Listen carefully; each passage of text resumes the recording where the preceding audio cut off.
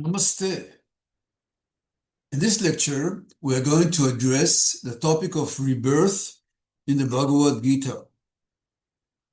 The topic of rebirth occupies a major place in the Bhagavad Gita's philosophy, and it very clearly represents the second story of the Gita structure.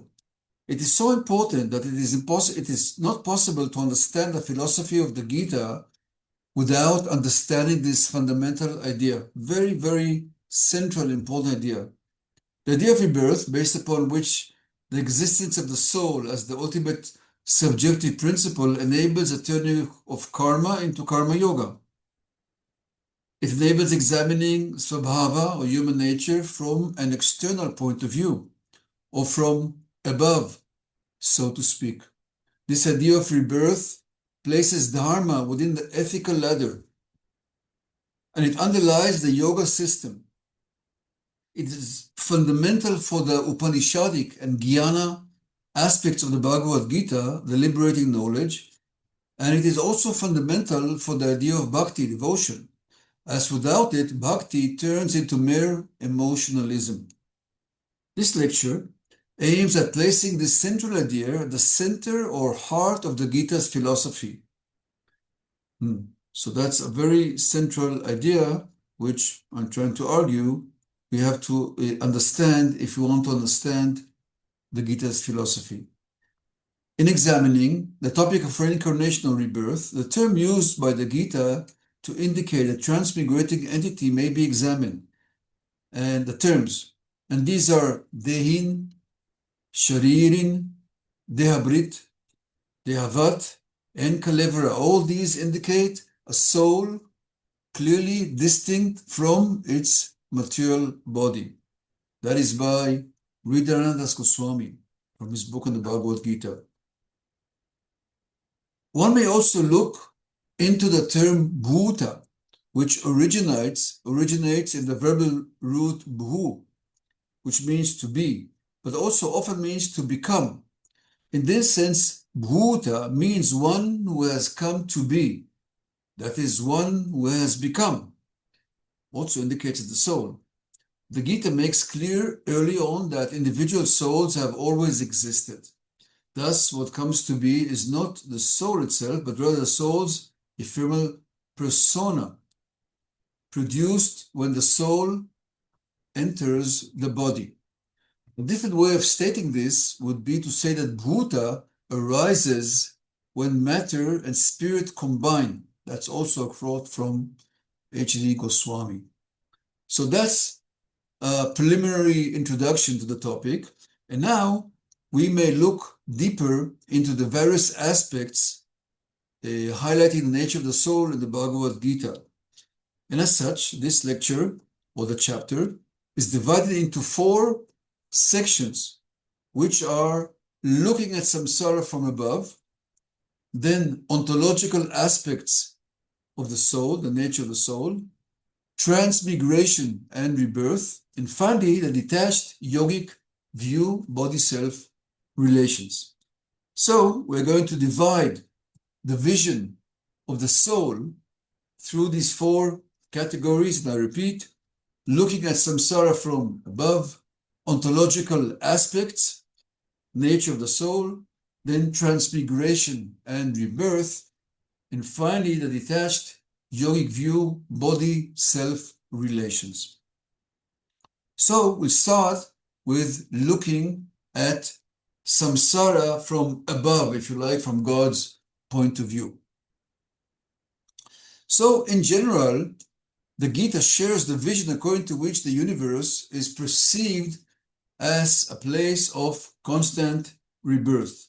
And I share screen. And let me read that together. Now I'm reading these verses which look at the soul from above. All the worlds up to Brahma's world, that's from the 8th chapter, are subject to repeated birth. But having once reached me, there is no further rebirth. Abrahma bhuvana loka punar avartinarjuna mamopetya tu kunteya punarjanma navidyate. So that's this verse, looking at the world from above. Those who know days and nights know Brahma's day to last for 1,000 ages, and his nights to end after 1,000 ages. The dawning of the day, all beings emerge from the unmanifest state to become manifest. In nightfall, they dissolve, returning to their unmanifest state. This multitude of entities comes into being again and again, only to dissolve helplessly with the fall of night, O Partha, and then originate again when the day dawns. So that is a vision of the universe, of samsara from above, looking at samsara from above. That is the major point here. This is basic Puranic cosmology, which is underlying rebirth, and that's presented here. According, the universe comprises various constellations, wherein the highest planet is that of Brahma. The universe lasts for as long as Brahma lives. When Brahma is born, the universe is created, and after 100 years at the time of his death, the universe is dissolved. During Brahma's life, partial cycles of universal creation and destruction take place, and these correspond to Brahma's days and nights. When his night falls, a partial ruin occurs, and when his dawn rises, a partial creation takes place. For the duration of Brahma's days, all beings become manifested, taking on bodies and acting under the gunas. At his night, however, they enter an invisible state wherein the gunas become inactive. So this is a universal vision of samsara, and that is looking at samsara from above.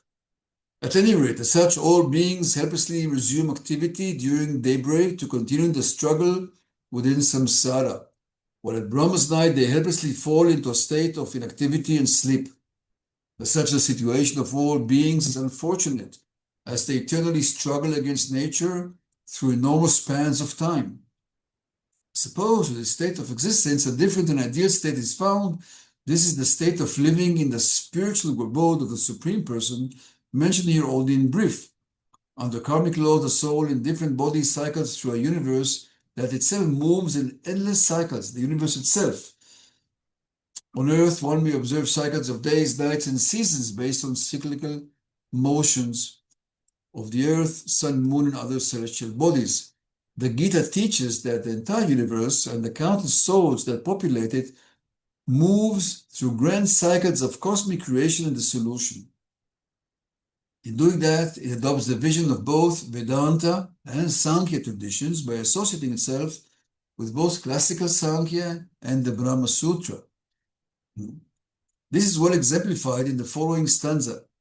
And now I'm going to quote a stanza from the 13th chapter, exemplifying this idea, but this time from a different point of view.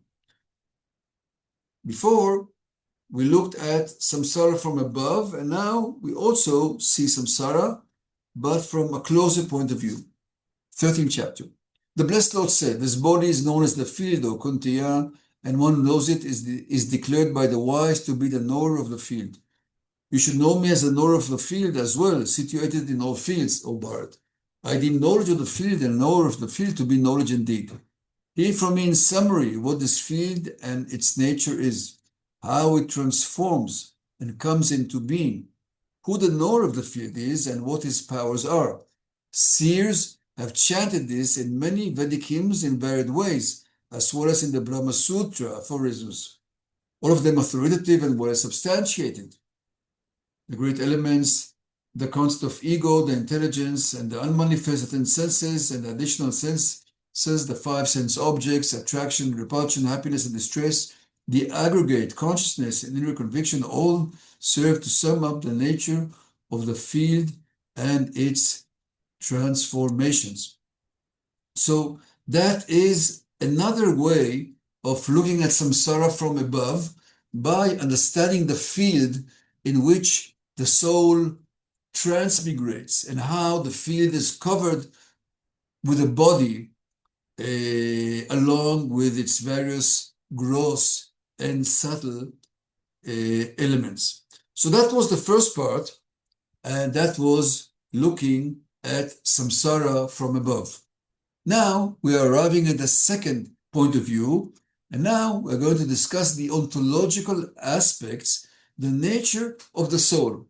That's a very interesting contribution of the Bhagavad Gītā, which offers a very specific and very interesting and elaborate description of the soul. Although descriptions of the soul can be found elsewhere, and specifically in the Upanishads, the Gita's description is detailed, elaborate, and as such unique.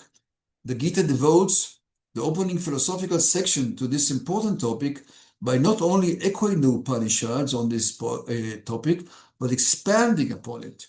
Apparently, the author of the Gita is drawing on teachings that made the ontological distinction between mortal body and an immortal entity functioning as the owner of the mortal body.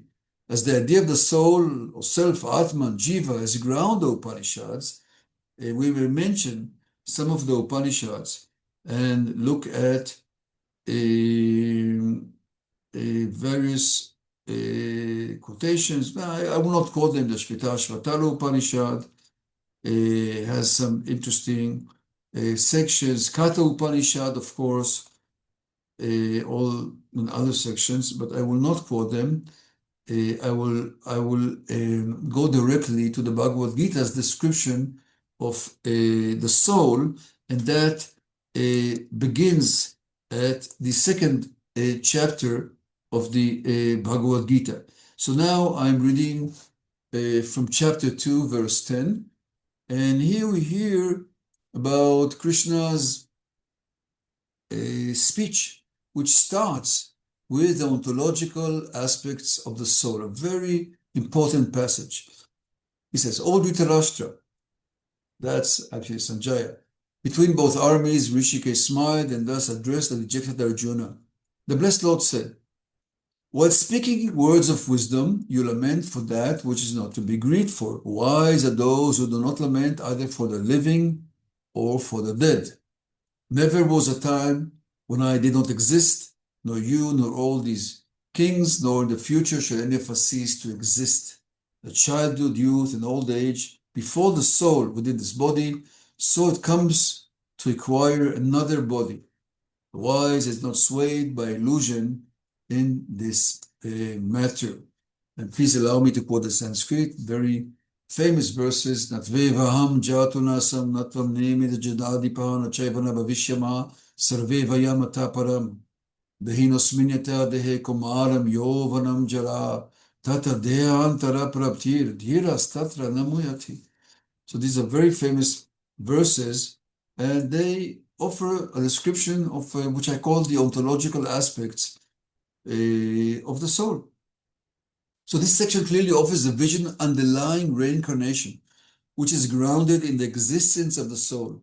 It commences in reinforcing the vision according to which the subject is actually eternal, subject the soul, and moreover describes childhood, youth, and old age as bodily states befalling or occurring to the soul. Interesting vision. It goes the other way around. You see, I'll emphasize that again. Childhood, youth, and old age as bodily states befalling or occurring to the soul. It also describes the transfer from one body to another of birth and death. And then we have a very interesting and famous and important section echoing the Upanishadic vision of the soul, but I would say in a very elaborate manner. So let's read this section, because that's really important section in the Bhagavad Gita depicting the ontological aspects of the soul. That second chapter.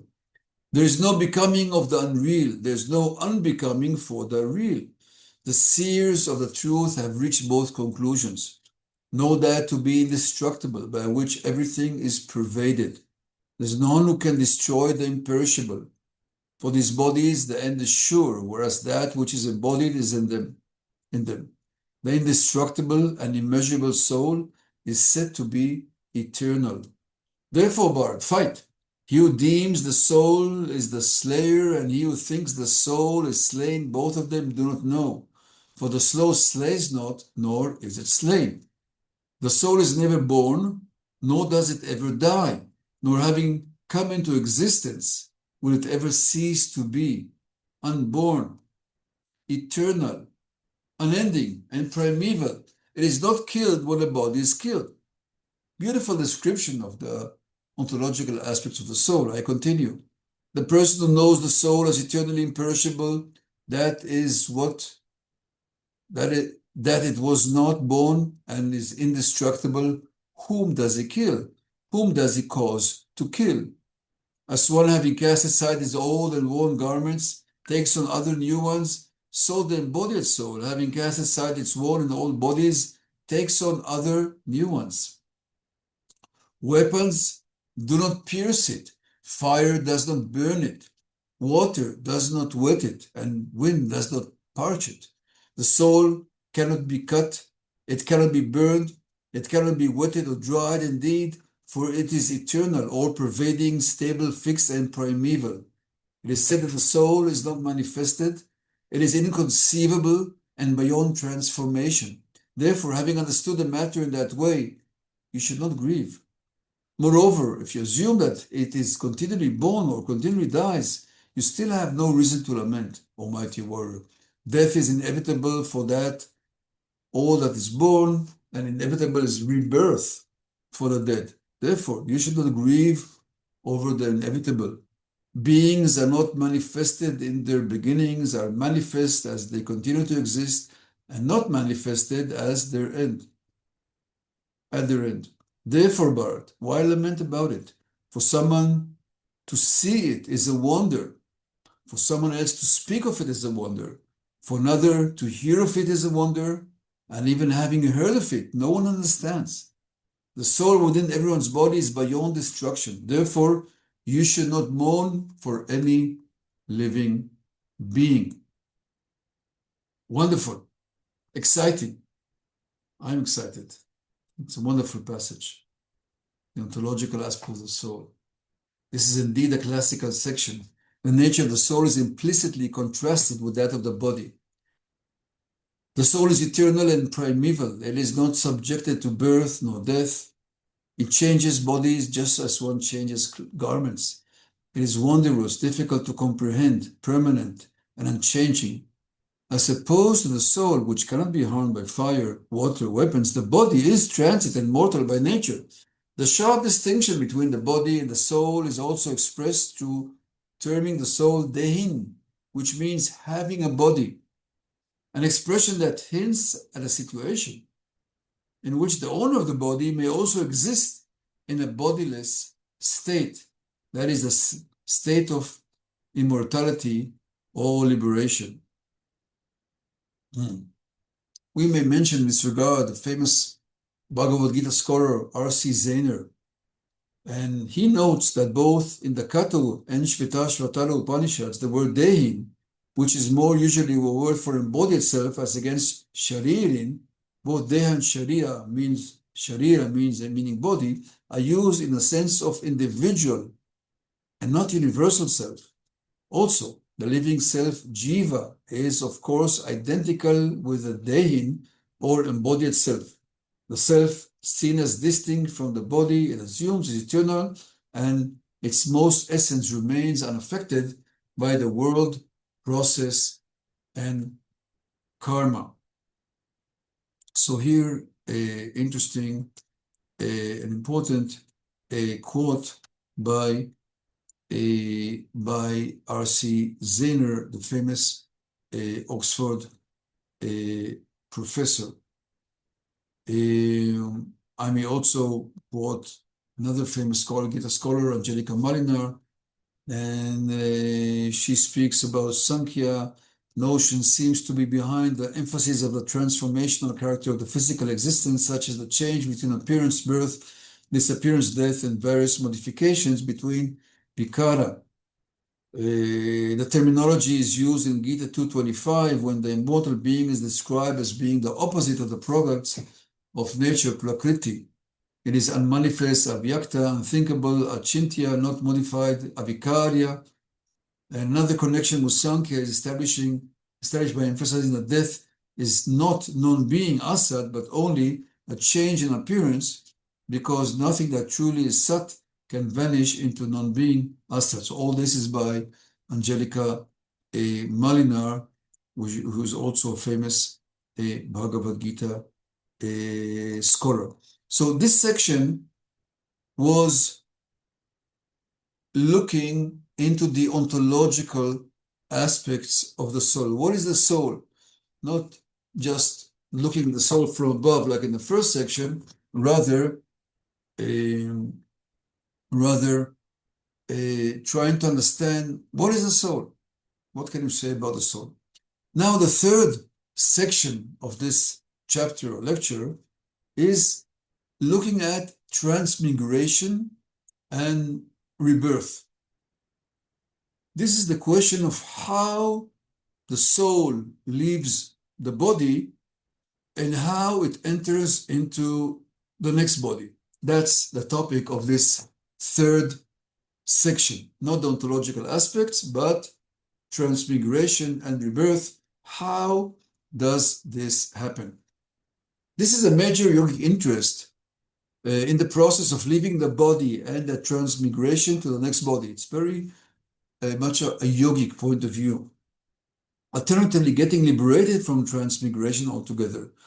This topic involves various aspects: the times suitable or alternative unsuitable for leaving the body, how to leave the body, the relations between one's consciousness at the time of death and the formation of the next body, and one's state of mind during worldly engagements, while at the same time awaiting death and preparing for a meditative departure. Having described the nature of the soul, the Gita describes the process of transmigration from one body to another, a process which apparently is centered around the mind, manas, and which carries the soul to its next body according to its focus and contents. Now, we have a preliminary exposition of this subject in the 8th chapter, and I share screen. So this is the 8th chapter. Every state of being remembered at the final moment when one relinquishes his body to that very state will he surely go, or kuntiya, through transformation of his own being. Therefore, at all times, remember me and fight with your mind and intelligence absorbed in me. You will come to me without doubt. Yam yam vapi smaran bhavam tijatyante kalevalam tamtam eveti kuntiya sadat bhava bhavitaha. Every state of being remembered at the final moment when one relinquishes the body, that will determine the next life through transformation of his own being. And therefore, always remember me while you fight, so your mind is fixed on me, says Krishna, and come to me without doubt. So we have a very fundamental principle which is established here, and that is that one's mental state at the hour of death, the mental state determines one's next life. Accordingly, the soul quits the body enfolded by the subtle mental elements which comprise one's empirical personality. The mental elements, known also as the subtle body, represents the state of one's consciousness. See, the mental elements represent the states of consciousness. They crystallize during life and appear in a concentrated form at the moment of death. The subtle body is made of thoughts, convictions, and mentality, and attracts corresponding material elements that gather around it and form the next gross body. Thus, one is born in a new body whose exterior conforms to the inner content it developed in its previous life. See how the impressions, samskaras, they all crystallize at the time of death and lead one to the next body, the next gross body. Thus, one is born in a new body whose external conforms to the inner content it developed in its previous life. Another quote by Angelica Maliner, she notes that the practice of fixing the mind on one divinity is recommended especially for the moment of death, in that it ensures that the mind is indeed fixed on that state of being that a yogi wants to reach. How the yogis practice fixing the mind at death, and of course the Gita would say fix the mind on Krishna, and that will bring one to Krishna. Zehner also refers to these verses and says that the word bhava and bhavita, they are difficult to render in English, and their sense is growing into. That's clearly distinctive, growing into the next body. So that's all very interesting about this mechanism of how one leaves the body and enters the next body or is liberated. The new body is not necessarily human. It may be lower, such as plant or animal, and it may be higher, such as God or other. At any rate, be it higher body or lower body, the principle articulated here is that the new body is a natural outcome of the previous life's state of mind or consciousness. So that's the underlying logic here. And that means that Arjuna's goal is to be delivered from samsara, and therefore Arjuna must remember Krishna at the hour of departure from the body. And as the hour is unknown, Arjuna must always remember him. According to this idea, Arjuna should fight and at the same time remember Krishna. Apparently, remembering Krishna can be attained not only through a yogic type of meditation in solitude, but also through actively carrying out Krishna's order, such as by fighting, a major theme of the Bhagavad Gītā. This principle of transmigration is expanded in chapter 15. Before we read chapter 8, and now we are reading chapter 15. So now I'm reading 15:7. The eternal soul existing in this world of souls is indeed my fragment. It draws towards itself the six senses, including the mind, which are all rooted in material nature.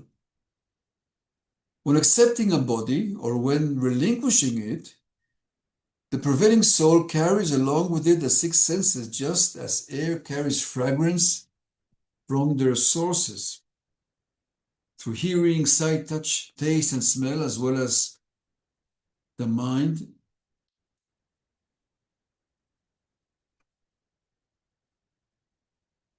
It experiences the sense objects. At times it remains within the body, at times it departs from it, at other times it takes pleasure under the guna spell.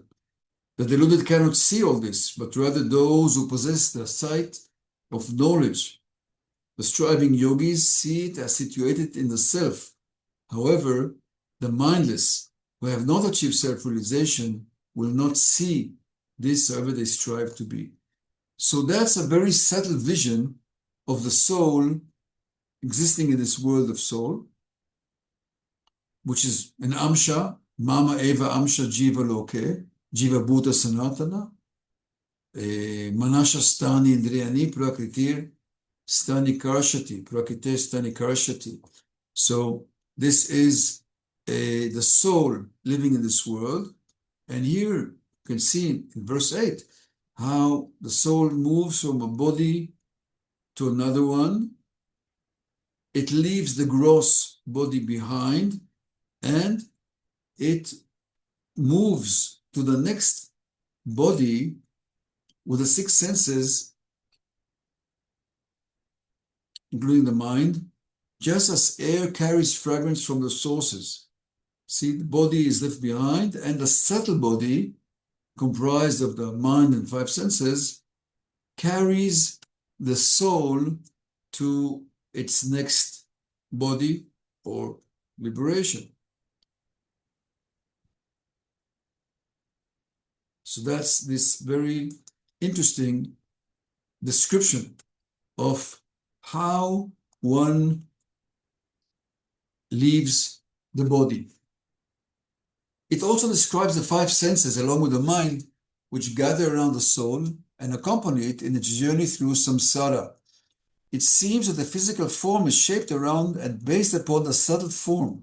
See, the physical around the subtle, composed of the five senses along with the mind. Interestingly, the soul is described here as Ishvara, or the Lord, apparently as it is the Lord of the subtle and gross bodies. The metaphor of the air carrying fragrances from their sources is also interesting, as it points to the subtle relations between the prevailing soul and the six senses. Apparently, the five senses have not only their gross bodily aspects, such as the ears or tongue, but also their subtle form led by the sixth sense, which is the mind. The mind itself is apparently only subtle and has no bodily or external form. The mind and senses, conditioned by the gunas, comprise the subtle body, which encompasses the soul, sometimes remaining in the body and sometimes departing from it. As such, the soul migrates from one body to another. The accompanying senses shape the new body. The soul then experiences the world through the senses that perceive their objects, while the pleasure it derives from the world depends upon the type of gunas by which it is conditioned. It seems that the mind is the determining factor as the type and shape of the next body. See, the mind determines the next body. The mind seems to be shaped in the present life according to its contents and mentality, and while relinquishing the body, it gathers around it a new set of senses, both subtle and gross, and these serve as the foundation of the next body. This vision is no doubt mystical and requires a yogic insight, and as such it is not open to all. Only self-restrained yogis can attain it, whether others, presumably those who are under influences of the lower gunas, are unable to see all this. So that is all about leaving the body. And now, the last very famous section which I want to read, which echoes the Upanishadic vision of the two paths leaving the body.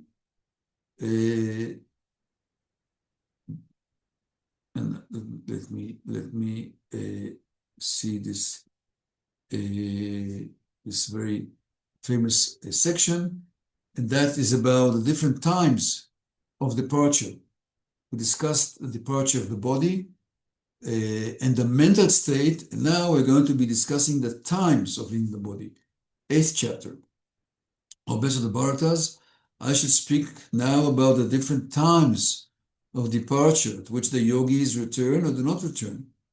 Those Brahman, knowing men who depart by fire and the light during the day, in the bright lunar fortnight, and during the 6th month of the sun's northern course, go to Brahman. However, those yogis who depart in smoke during the night in the dark lunar fortnight and during the 6th month of the sun's southern course, thus obtaining the lunar light, attain rebirth. These two universal paths, the light and the dark, are considered to be eternal. By the first one does not return, by the other he returns again. Knowing these two paths, the yogi who is not at all confused, therefore at all times be absorbed in yoga, Arjuna. By knowing all this, the yogi transcends even the fruits of piety attained by studying the Vedas, by sacrifices, austerities, and almsgiving, and goes to the supreme original state. So this is a very famous section, echoes the famous Upanishadic doctrine regarding Deva Yana, the path of the gods leading to Brahman, and release from samsara, and Pitriyana, the path of the ancestors leading to the moon, and then to a rebirth, and that is described in the Brihadaranyaka Upanishad, and the Chandogya Upanishad.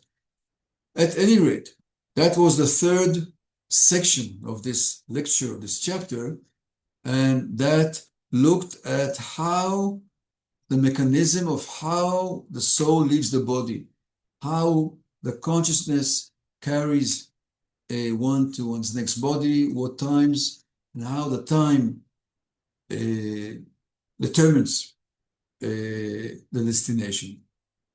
Now, I'm reaching the last and fourth section of this lecture, and that is looking at the soul from a different point of view, and I call it the detached yogic view, body-self relations, how one experiences oneself as different from the body, how one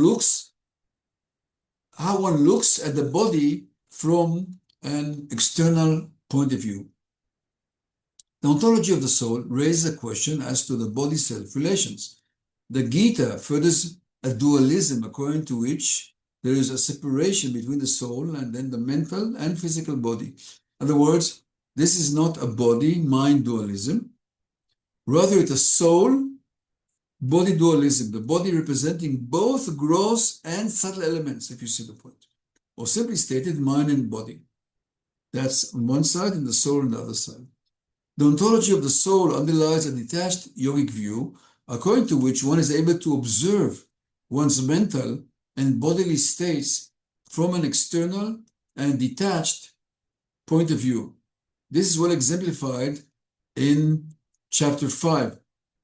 I really like this verse, I have to say, how one experiences the body and mind as external. I'm reading from the 5th chapter, verses 8-9. I'm not really doing anything, reflects the knower of the truth absorbed in yoga, while seeing, hearing, touching, smelling, eating, walking, sleeping, breathing, evacuating, receiving, opening or closing his eyes. He meditates and considers all these as nothing but the senses acting among their sense objects. Interesting. So the inner mental state of the meditative yogi may be summarized by the statement, I'm actually not doing anything. While dwelling in the body, he observes his senses engaged with their objects, as if he was observing an external phenomenon. As such, he sees that the senses are driven by the sense objects or seen from a wider perspective by the gunas. This idea, according to which the body and mind are a type of machine, appears also toward the end of the Gita. That's looking at the body as a machine. We spoke about body-self relations, so now one looks at the body as a machine. Sharing the screen. 18th chapter. The Lord abides in the heart of all living beings, or Arjuna, who are mounted on a machine-like apparatus, and he causes them to wander by his magical power. Here one looks at the body as a machine-like apparatus. So that's a different perspective. And here's another beautiful paragraph of this detached view. That's the 13th chapter. He who sees that all activities are performed by nature alone, and that the self does not act at all, truly sees, as ether spreads everywhere without being tainted because of its subtleness. Similarly, the self abiding in every body is never tainted. That the sun alone illuminates the entire universe, similarly does the owner of the field illuminate the entire field with consciousness, or Bharat. Those with the eye of knowledge can distinguish between the field and the knower of the field and understand the process of the entity's release from nature. Will go to the supreme. So that's another beautiful description of this body soul relations, that as one sees that all activities are performed by nature alone. I'm in the body, I act, and I see that as the working of nature. It's not my working, but nature is acting, and my body is functioning under nature. This section offers various visions. First, a vision according to which the working of the gunas is contrasted with the passivity of the self. The second vision is that that of the self compared to ether, highlighting the soul's existence within the body and mind without being tainted. The third vision compares the self to the sun and emphasizes its illuminating the entire body with consciousness. At last, a statement is made according to which those who see with the eyes of knowledge can distinguish between the field and the north of the field, that is, the soul, and the subtle and gross bodies. If you like, Zehner refers to the phrase Atmanam Akartaram to refer to the individual self, which is actually deluded enough to think it acts when it really is the constituents of nature acting and reacting on each other.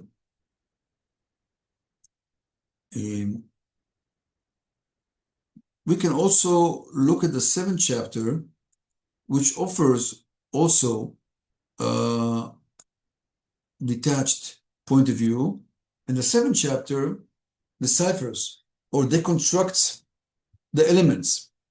It says earth, water, fire, air, ether, mind, intellect, and ego. These 8 comprise my separated lower nature. You see? Bina,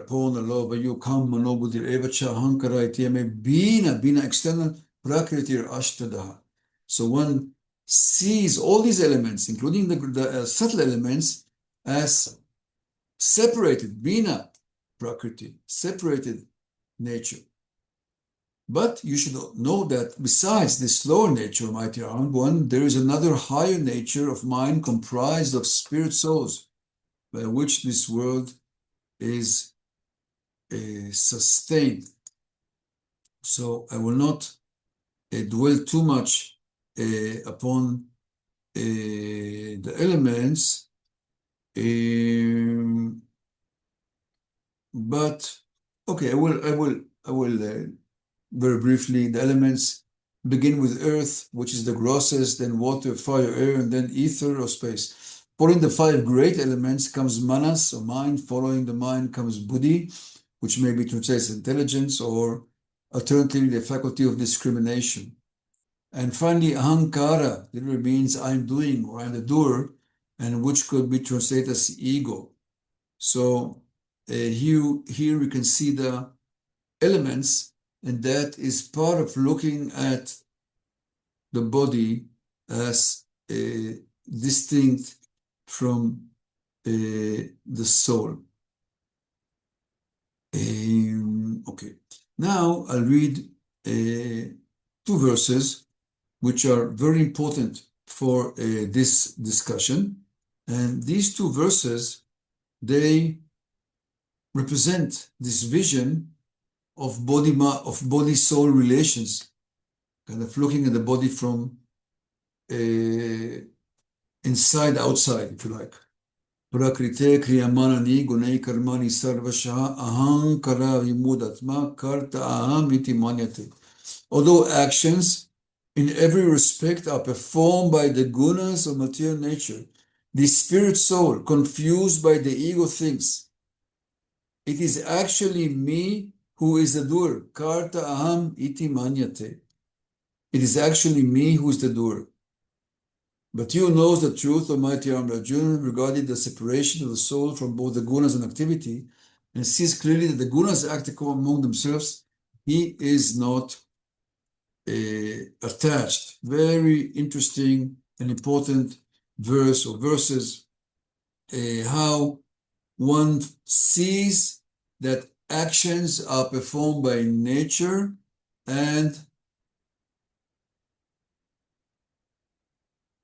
Only by the ego one thinks karta aham, I am the doer. By the ego only.